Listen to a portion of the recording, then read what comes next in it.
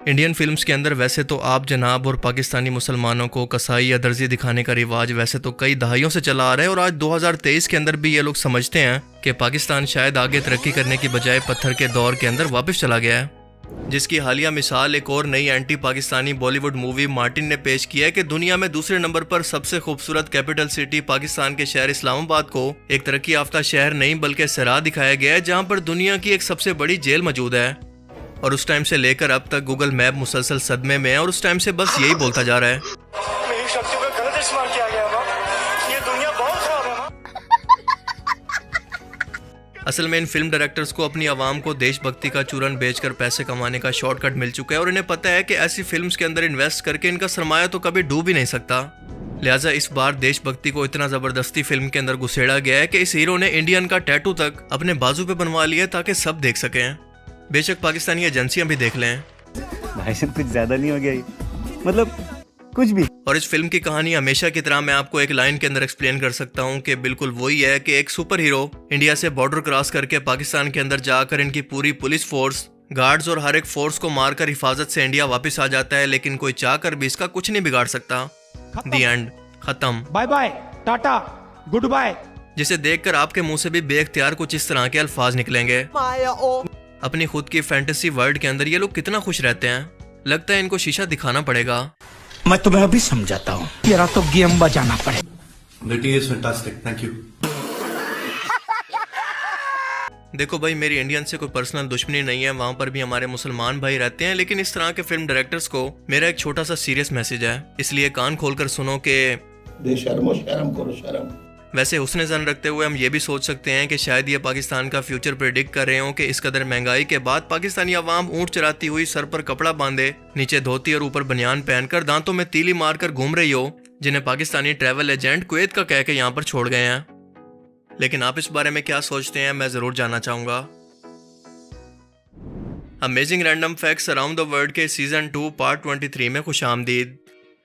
एक ऐसी मुनफरिद video series जिसमें हम दुनिया कायनात से मुतल्लिक ऐसी हैरत अंगेज और ऐसी इंटरेस्टिंग किस्म की फैक्ट्स जानते हैं जो कि आपने आज से पहले कभी ना सुनी हो, और इनके बारे में जानकर आप एक ही वर्ड बोलेंगे, भाई ये तो शुरू होते ही खत्म हो गया यार। तो चलिए शुरू करते हैं आज का ये इंटरेस्टिंग एपिसोड।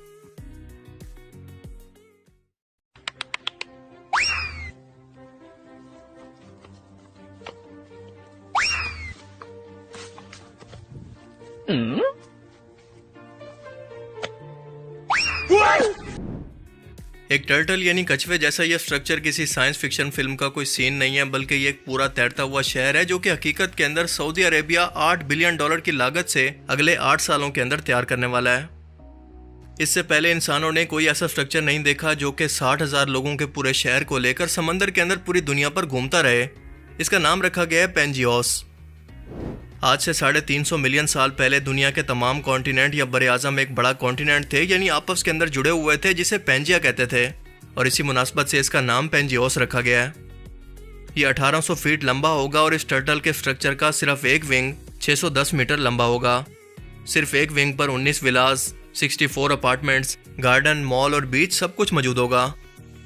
ये 9.2 किलोमीटर पर घंटा की स्पीड से चलकर पूरी दुनिया को घूमने की सलाहियत भी रखता होगा और अपने इंजन्स को चलाने के लिए और बिजली की जरूरियात को पूरा करने के लिए ये समंदर की वेव्स और रूफ टॉप पर लगे अपने सोलर पैनल्स को इस्तेमाल करेगा। और ये स्ट्रक्चर वाकई के अंदर इंतहाई हैरत अंगेज और चौंका देने वाला है। लेकिन मेरा ये मानना है कि समंदर इंसानों की नहीं बल्कि समुद्री मखलूकात के रहने की असल जगह है, और इससे पहले इंसानों ने टाइटैनिक भी बनाया था जिसके अंदर यही सब कुछ करके एक नया शहर तामीर किया गया था। लेकिन जो उसका हाल हुआ वो दुनिया के सामने इबरत है कि हमें अल्लाह के निज़ाम या कुदरत से छेड़छाड़ नहीं करनी चाहिए, और कोई भी इंसान चाह कर भी समंदर की इन बेकाबू लहरों और सन्नाटे के दरमियान में खुद को पुरसकून तो महसूस कर ही नहीं सकता। और वैसे भी ग्लोबल वार्मिंग कोने के अंदर खड़ी बेचारी सोच रही होगी कि हाँ ये कर लो पहले बड़े लोग हैं, पहले ऐसे करते होंगे। दरअसल ये अमीरों की दौलत की नुमाइश का एक और भोंडा तरीका है जिसके अंदर इंसानियत का तो कोई फायदा नहीं। और जहां तक इस बात का ताल्लुक है कि ये प्रोजेक्ट बनना पॉसिबल है या बिल्कुल पॉसिबल ही नहीं है, तो इसका जवाब है कि बिल्कुल पॉसिबल है। लेकिन ये भी पॉसिबल है कि मोहम्मद बिन सलमान का माइंड जिद्दा टावर की तामीर की तरह बदल ना जाए और ये प्रोजेक्ट भी उसी तरह का एक फ्लॉप बनकर रह जाए। क्या आप जानते हैं कि साइंटिस्ट ने हाल ही के अंदर एक मक्खी को मैकेनिकली तौर पर तैयार कर लिया है? जी हाँ, मिली है इस मसनूई मक्खी रोबोट से, जिसे 2020 के अंदर कई सालों की मेहनत और रिसर्च के बाद अमेरिका की हार्वर्ड यूनिवर्सिटी के साइंसदानों ने तैयार किया और इसको नाम दिया है रोबोबिका। इसका वजन सिर्फ 80 मिलीग्राम, जबकि इसके परों का साइज तकरीबन 3 सेंटीमीटर है। इस मक्खी के पर 1 सेकंड के अंदर 120 मरतबा फड़फड़ाते हैं, जिसकी वजह से ये असल मक्खी की तरह उड़ने की सलाहियत भी रखती है। और इसे उड़ने के लिए पावर इसके अंदर मौजूद नन्हे सोलर पैनल से दी जाती है, जो कि सिर्फ इतनी एनर्जी पैदा करते हैं जितनी एक छोटी सी LED के बल्ब को पावर की ज़रूरत होती है, जिसकी मदद से ये अपने सोलर पैनल और इसे कंट्रोल करने वाला सर्किट उठा सकती है। इसे बनाने का मकसद रेस्क्यू मिशंस, माहौल की मॉनिटरिंग और सर्च ऑपरेशंस के अंदर इसका इस्तेमाल बताया जा रहा है और मुस्तकबिल के अंदर इसके अंदर आर्टिफिशियल इंटेलिजेंस को इस्तेमाल किया जाएगा। इसका ये मकसद तो बाकी दुनिया को दिखाने के लिए, लेकिन हम सभी लोग जानते हैं कि इसका असल मकसद होगा लोगों की जासूसी करना। सोशल मीडिया पर इस इन्वेंशन को लेकर एक नई बहस छिड़ गई है, क्योंकि लोगों का मानना है कि कुरान करीम की सूरा हज के अंदर अल्लाह पाक फरमाता है कि इंसानों सुनो, एक मिसाल बयान की जाती है, इसे ज़रा गौर से सुनो, कि जिन लोगों को तुम खुदा के सिवा पुकारते हो वो तो एक मक्खी को भी नहीं बना सकते, फिर चाहे इसके लिए सब इकट्ठे ही क्यों ना हो जाएं। अगर इनसे मक्खी कोई चीज़ उठाकर ले जाए तो ये इसको छुड़ा भी नहीं सकते। तालिब और मतलूब यानी अल्लाह के सिवा जिस शख्स से मांगा जा रहा है और जो शख्स मांग रहा है, दोनों ही अल्लाह के मोहताज हैं। पर दूसरी तरफ हम देखते हैं कि साइंटिस्ट ने एक मक्खी को हकीकत के अंदर तैयार भी कर लिया है। तो क्या हम ये समझें कि कुरान का दावा गलत साबित हो गया? बिल्कुल नहीं। दरअसल इन दोनों चीज़ों का आपस के अंदर मवाजना करना सरासर गलत और बेवकूफ़ी है, क्योंकि एक चीज़ तो मैकेनिकली तौर पर पुर्जों से तैयार की गई है जिसके अंदर कंप्यूटर प्रोग्राम रखा गया है, और दूसरी तरफ एक जिंदा जानदार है जिसका तमाम निज़ाम खुदकार तरीके से चल रहा है और इसके अंदर सोच समझ भी है। उसका जिस्म किसी पुर्जों से नहीं बना, बिल्कुल इंसानों की तरह। लिहाजा इन दोनों का आपस के अंदर कोई कंपैरिजन तो बनता ही नहीं है। और अगर इसी लॉजिक को हम मान लें तो क्या आज इंसान जैसे दिखने वाले रोबोट्स को भी हमें असली इंसान मान लेना चाहिए? क्योंकि आज के टाइम के अंदर काफ़ी हद तक वो भी मैकेनिकली तौर पर इंसानों की तरह ही दिखते हैं और इनके अंदर आर्टिफिशियल इंटेलिजेंस भी आ चुकी है। लेकिन हम जानते हैं कि ये दोनों चीज़ें बिल्कुल अलग हैं, इनका कंपैरिजन तो आपस के अंदर बनता ही नहीं है। दोनों की बनावट और मकसद अलग अलग हैं। और कुरान क्योंकि अल्लाह के अल्फाज हैं तो दुनिया और कायनात की कोई मखलूक़ात मिलकर भी इसको गलत साबित नहीं कर सकती, क्योंकि इसको नाजिल करने वाली अल्लाह की ज़ात अक्ल कुल है, जबकि इंसान नाकिसुल अकल है। वो चाह कर भी परफेक्शन कभी क्रिएट ही नहीं कर सकता।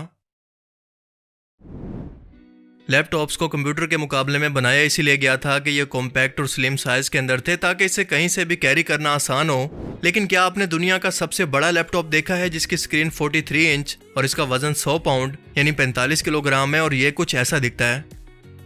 और इसे किसी कंपनी ने नहीं बल्कि एक यूट्यूबर जोड़े एवन और कैटलिन ने तैयार किया है, जिसके फैन को आप हीटर के तौर पर भी इस्तेमाल कर सकते हैं। ये इतना बड़ा है कि डर लगा रहता है कि कहीं ये बदल कर ऑप्टिमस प्राइम के अंदर ना बदल जाए। इमेजिन कि इसे आपको क्लास की प्रेजेंटेशन के दौरान इस्तेमाल करना पड़े।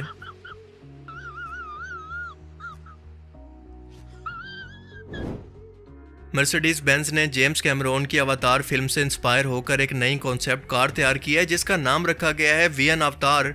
और ये इतनी लेटेस्ट और यूनिक है कि बिल्कुल साइंस फिक्शन होने का एहसास होता है। अवतार फिल्म के अंदर दिखाए गए जानवरों की तरह बिल्कुल आप इसके कंट्रोलर पर हाथ रखकर इस गाड़ी की हार्ट बीट यानी इसके दिल की धड़कन को भी महसूस कर सकते हैं, और ये सब कुछ यानी गाड़ी का सब कुछ कंट्रोल इसी हार्ट से होगा। लेकिन यह सबसे शॉकिंग खबर नहीं है, बल्कि पाकिस्तान में इससे भी बढ़कर एक एडवांस कॉन्सेप्ट कार तैयार की गई है, जो कि एक ही वक्त के अंदर कई लोगों को इससे बढ़कर लग्जरी के साथ कहीं भी पहुंचा सकती है। मुझे पता है कि आप मेरी बात पर ऐसे यकीन नहीं करेंगे, सो इसलिए खुद देख लें।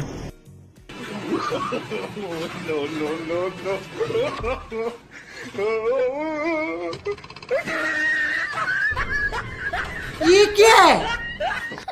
बेटे बेटे मौज कर दी, मौज कर दी वाह बेटे वाह। अरे वाह शेर तुम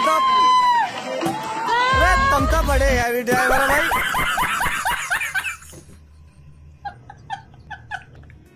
है ना अमेजिंग? और इस इंजीनियर के लिए एक लाइक तो बनता है। तो आज के amazing random facts around the world की सीरीज में सिर्फ इतना ही। आपको इनमें से सबसे अमेजिंग फैक्ट्स कौन सी लगी और क्यों? अपनी कीमती राय का इजहार कमेंट सेक्शन में ज़रूर करें। अब मैं मिलूंगा आपसे एक ऐसी ही नई इंटरेस्टिंग वीडियो में।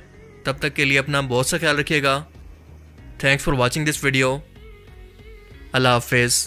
एक तो लाइक और शेयर ठोक दीजिए, महाकाल का लाइक और शेयर ठोक दीजिए। खत्म। Bye bye, tata, goodbye, गया।